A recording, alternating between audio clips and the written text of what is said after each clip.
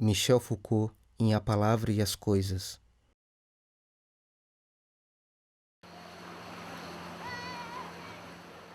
O homem é uma invenção cuja recente data a arqueologia de nosso pensamento mostra facilmente. E talvez o fim próximo. Se essas disposições viessem a desaparecer tal como apareceram, se, por algum acontecimento de que não podemos, quando muito, pressentir a possibilidade, mas de que no momento não conhecemos ainda nem a forma nem a promessa, se desvanecessem, como aconteceu na curva do século XVIII, com o solo do pensamento clássico, então se pode apostar que o homem se desvaneceria, como, na orla do mar, um rosto de areia.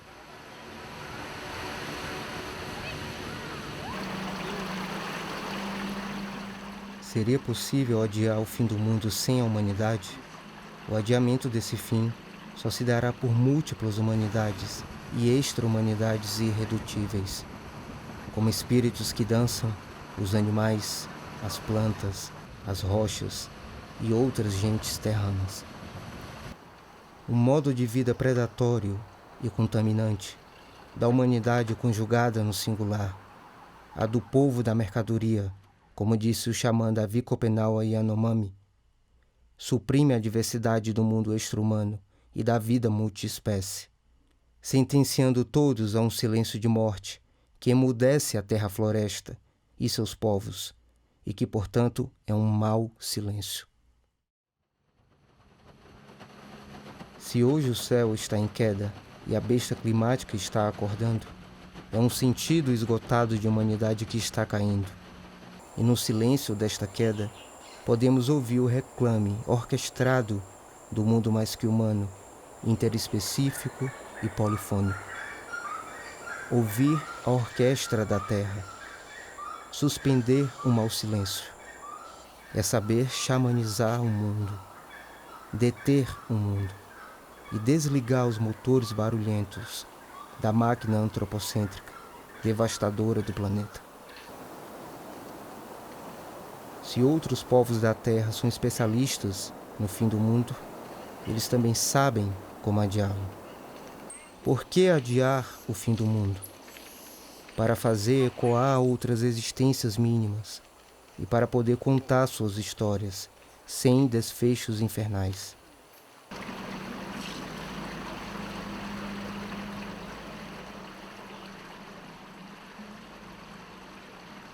E das estruturas modernas, antropocêntricas, há muitas outras cosmologias que não são as que nos trouxeram para o antropoceno.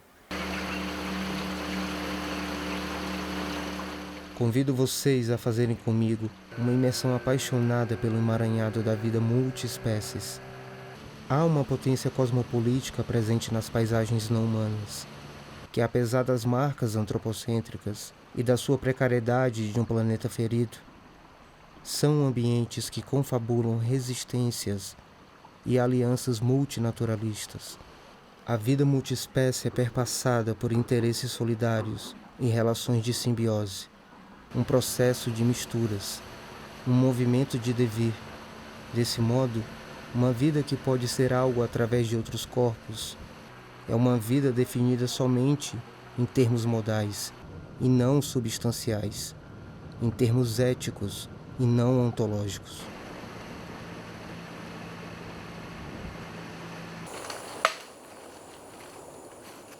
Como afirma a antropóloga americana Anna Tsing, andar por uma floresta, mesmo que danificada, é ser apanhado pela abundância da vida. Mas o que se diz da vida na floresta? Podemos começar procurando por drama e aventura além das atividades humanas, por histórias sem heróis humanos. O Parque Estadual do Cocó, com seu ecossistema variado de manguezal, dunas, restinga e mata de tabuleiro, jamais poderia ser uma paisagem ou cenário para a ação histórica de um único sujeito criador de mundos, que para a mitologia ocidental seria o homem. Após intensos ciclos de degradação, com derrubada da mata pela exploração de sal, o Cocó nos prova que paisagens são um conjunto emaranhado de colaborações e histórias de múltiplas formas de vida que resistem entre as ruínas, onde nenhuma parte possui o controle total do processo de ressurgimento. As paisagens encenam uma sociabilidade mais que humana, materialmente real e multinaturalista. Na precariedade de um tempo dos fins, podemos compreender, a partir do exemplo da região do Rio Cocó, como que seres diferentes vivem e pensam outras naturezas, como criam e confabulam a possibilidade de emergência e resistência da vida nas ruínas capitalistas e do antropoceno. São essas fabulações multiespécies que formam um solo, um chão, uma terra. Para a filósofa Donna Haraway, nenhuma espécie, nem mesmo a nossa própria, age sozinha. Arranjos de espécies orgânicas e fatores abióticos fazem história, tanto evolucionária como de outros tipos também. A vida multiespécies é perpassada por interesses solidários e relações de simbiose, um processo de misturas, um movimento de devir. Desse modo, uma vida que só é algo através de outros corpos só pode ser definida em termos modais e não substanciais, em termos éticos e não ontológicos. Vamos falar de ecologia a partir das plantas. Ignoradas pela filosofia, que as negligenciou desde sempre, as plantas são seres que estão na periferia da metafísica ocidental. Na Grécia Antiga, havia uma discussão para saber se os vegetais eram dotados de alma, um princípio vital identificado pelo termo psique. Aristóteles acreditava que existia uma escala da natureza, uma estrutura hierárquica de toda matéria e vida, na qual os organismos estão ordenados de forma linear e em ordem crescente de complexidade, de acordo com esse princípio. Aristóteles não negou certa propriedade anímica às plantas, mas considerou que elas têm uma alma incompleta. E por esse motivo a planta seria inferior aos animais e aos humanos. A diferença de outras culturas, como a de matriz africana e a ameríndia, que as tomam por um parentesco muito mais próximo. Para os ocidentais, as plantas não se vinculam aos humanos, ignorando sua importância para toda a vida no planeta. Distante dos homens, mais próximas da terra, as plantas estão na origem do mundo. O filósofo italiano Emanuele Coccia, contradizendo a tradição de pensamento, dirá que as plantas são a ferida sempre aberta no snobismo metafísico, no zoocentrismo e no antropocentrismo arcaizante que define nossa cultura.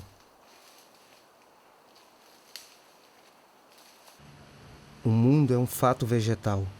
Está aí sua causa e consequência. A vida vegetativa é a forma pela qual a vida pertence a todos os seres. As plantas são os alquimistas que transformam a energia dispersa pelo cosmo em corpo vivo.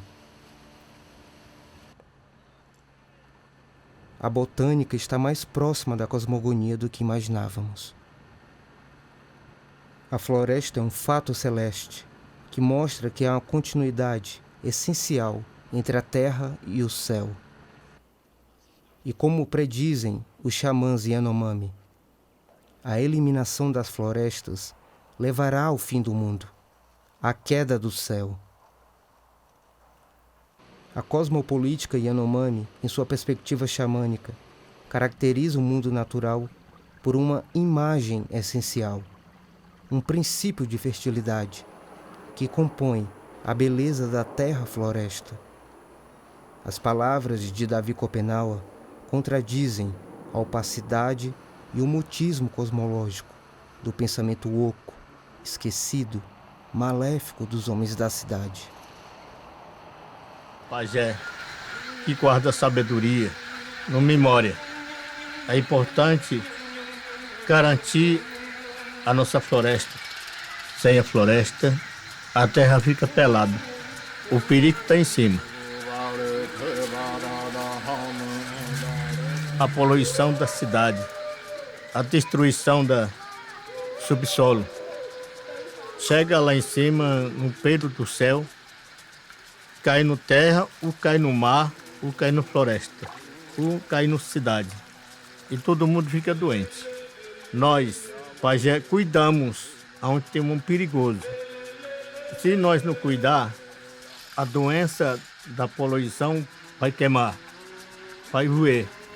E nós cuida para não aumentar o buraco do céu.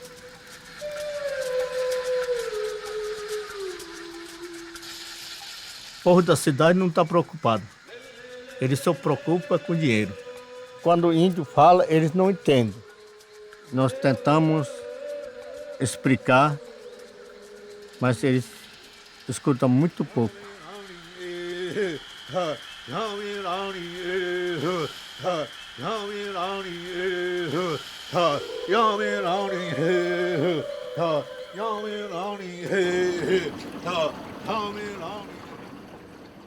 Afirma o xamã.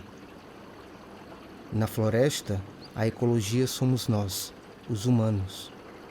Mas são também, tanto quanto nós, os chapiri, os animais, as árvores, os rios, os peixes, o céu, a chuva, o vento e o sol.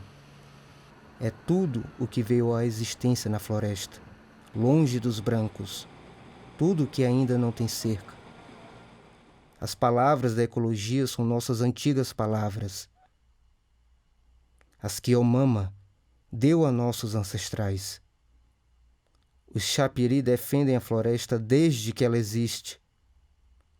Sempre estiveram do lado de nossos antepassados, que por isso nunca a devastaram. Ela continua bem viva, não é?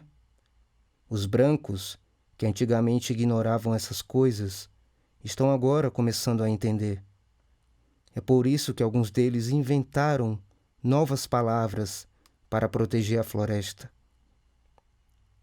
Agora dizem que são agentes da ecologia, porque estão preocupados, porque sua terra está ficando cada vez mais quente. Somos habitantes da floresta, nascemos no centro da ecologia e lá crescemos.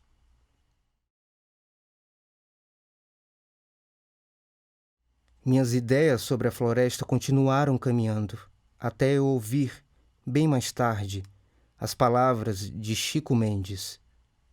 Foi assim que eu aprendi a conhecer as palavras dos brancos sobre o que chamam de natureza. Meu pensamento tornou-se mais claro e mais elevado. Ele se ampliou. Entendi que não bastava proteger apenas o lugarzinho onde moramos. Por isso decidi falar para defender toda a floresta, inclusive a que os humanos não habitam, e até a terra dos brancos, muito longe de nós. Tudo isso, em nossa língua, é Urihi Apré, a grande terra-floresta. Os chapiri já possuíam a ecologia quando os brancos ainda não falavam disso. São eles que desde sempre, combatem os seres maléficos, Newari, afungentam o ser do tempo chuvoso, Hueri, acalmam os seres trovão, impedem a terra de cair no caos e o céu de desabar. São eles ainda que, debaixo da terra, abrem a porta do vendaval para empurrar as fumaças de epidemia para longe da floresta. Os seres da chuva e do vento, bem como os da floresta e do céu, são todos pais da ecologia, do mesmo jeito.